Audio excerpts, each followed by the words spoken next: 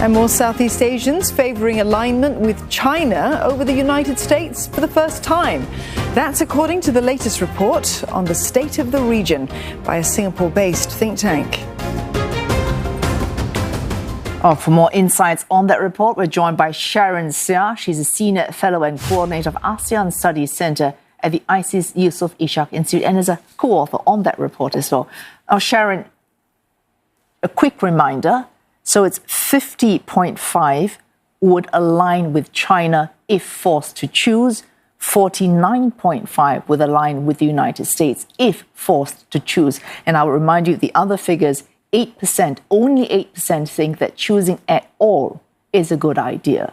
So for anyone who says this is a toppling, a dislodging, a dethroning of US clout, what would your answer be to them? The picture, although it's 1%, but the picture is very nuanced. It's very complex in the region, and I wish I could give it to you in one soundbite, Wei Su, but it's not as simple as that. In that data set, you'll find that 7 countries voted in favor of China, but 3 other countries didn't. And what does that tell you? There's a diversity of views here in the region, and we cannot assume that there is a unified stance on either of the superpowers. I think that, the states actually make their own calculations with each superpower, in terms of their own strategic interests. So we cannot assume that because of that 1% difference that the region has completely gone over to one side or the other.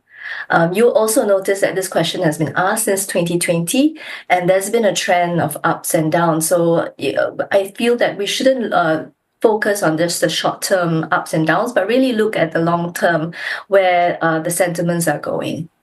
So if we look longer term then, Sharon, so one of these longer-term trends, this precedes this report, certainly, and I take it will actually continue, will be concern about lack of US engagement as far as trade goes in Southeast Asia. And in Southeast Asia, trade is practically a policy. And you are not seeing that. We are unlikely to see that because of domestic policy. So if the US is serious about upping engagement, earning greater trust, earning greater support for its position in Southeast Asia, is that even viable? Yeah, I've always said that the way to ASEAN's heart is through its stomach, and really trade is a lifeline for this region. And the US has, announced its intentions in 2022 to launch the Indo-Pacific Economic Framework for Prosperity, and its negotiations are still going on, and it involves 7 out of the 10 ASEAN countries. But as we know it, the pace of the negotiations has been rather slow, and the kind of outcomes that the countries are hoping for are not really coming through.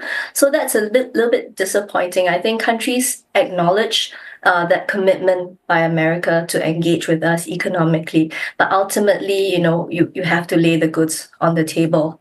So in other words, they're looking for market access, lifting of tariffs, and we're not going to be seeing that at all. But if we look at, say, trends... The states know that. The governments in this region went in eyes wide open. We already know from the start that there will be no market access.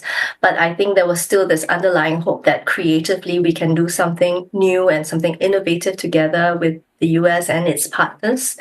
And you will see in the survey report that actually optimism about the IPEF has come down, has been tempered. And in fact, the kind of negativity towards the IPEF is on the increase as well. All right, Sharon, this nuanced picture you speak of, it's actually time to bring in trust, because in a way, I suppose, if you feed someone, you go through the stomach, that's trust. If you give me something, I trust you. And at least China is doing that in terms of its Belt and Road Initiative, in terms of its free trade deals. RCEP is signed up with ASEAN, all 10 ASEAN countries, and it's thinking of joining the CPTPP. But trust, if we look at 1 percentage point increase in wanting to align with China, should you be forced to make that choice. But in terms of distrust for China, 68.5 last year to 73.5 distrusting China's intentions. How do you, I suppose, see those two figures and give a verdict on them? I think the region is very clear-eyed about where they stand with China. And on the one hand, they acknowledge that China is the most important, most influential economically, politically, strategically. However, there are still these elevated worries in the region. Why is that so? Because I think right now, as things stand, China actually presents a very huge security concern for the region over potential hotspots such as the South China Sea and such as Taiwan Strait. And as a result, countries feel that way. And also in another question in the survey, if you ask the respondents what would potentially improve your views of China, I think one of the top reasons would be that, China should respect their country's foreign policy choices, and China should also resolve all the territorial disputes it has with several of the ASEAN member states.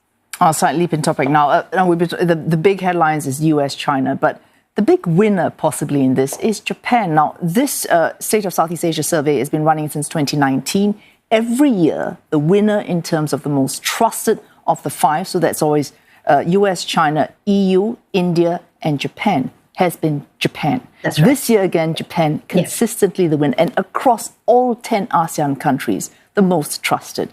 All other five fallen, Japan risen. What does that say about our relations with Japan going forward as well? I think the relationship with Japan is really mature, and what we see last year when we celebrated the 50th anniversary of ASEAN-Japan relations is that Japan is starting to treat ASEAN as an equal partner. In fact, Prime Minister Kishida said in his speech, we're looking for an equal partnership. And that really tells you that ASEAN has come of its own. ASEAN, in fact, will be the fourth largest economy by 2030. And Japan recognizes that and wants to work with ASEAN hand in hand to co-create, they call it co-create a future together with ASEAN. I think that really has boosted the confidence in ASEAN. And also not to forget, Japan has been very consistent in the region over the last 50 years, not just as an aid provider, but really Japan has brought its technology, know-how, jobs, and invested. I have to add that Japan is the second largest FDI source for ASEAN, the first being the US, and the quality of investments, you have to look at that as well, whether the investments bring actual real jobs, helps the local economy, helps with capacity building. I think Japan actually ticks off all of those boxes. Our final question here, Sharon. You can trust anyone else, but there's no better person to trust than yourself. And as you yourself mentioned, ASEAN has come into its own. So when asked who is, for them, the most economically and strategically influential, ASEAN, for the very first time, is calling itself, putting itself in that ranking. Final question. Where are we, ASEAN?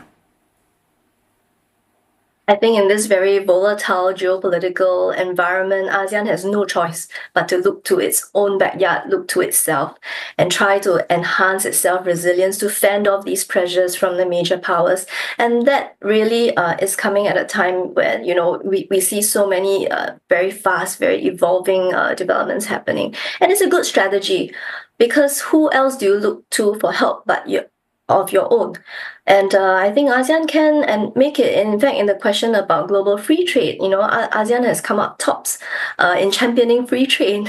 And that's really seen in so many of the actions that ASEAN has taken, including the conclusion of the RCEP. And now ASEAN is negotiating the very first of its kind regional digital agreement. It's called the ASEAN Digital Economy Framework Agreement. And if it is concluded, it holds a lot of promise for the region. I think that's a bright spot for ASEAN to look to. And thanks for that. Ending on that bright spot, Sharon Seah, Senior Fellow and Coordinator of ASEAN Studies Centre from ISEAS-Yusof Ishak Institute. Thank you.